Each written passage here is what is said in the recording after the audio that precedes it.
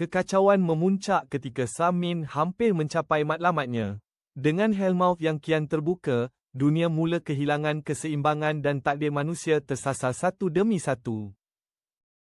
Di saat Tai San dan Mir berada di ambang kematian, Samin bertindak tanpa ragu.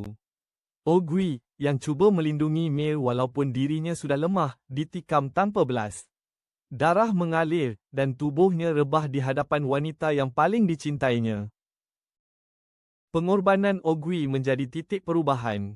Tangisan Mir dan kehilangan itu membakar kemarahan Tai San. Dengan amarah yang tidak lagi terbendung, Tai San bangkit menghadapi Samin, bukan sekadar sebagai malaikat, tetapi sebagai pelindung dunia yang telah kehilangan terlalu banyak.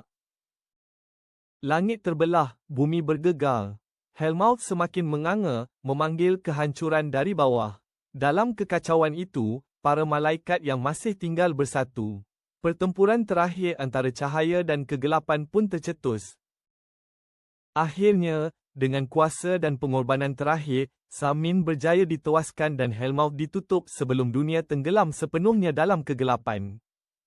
Kerana dalam perang antara cahaya dan kegelapan, ada cinta yang terpaksa dikorbankan demi dunia terus bernyawa.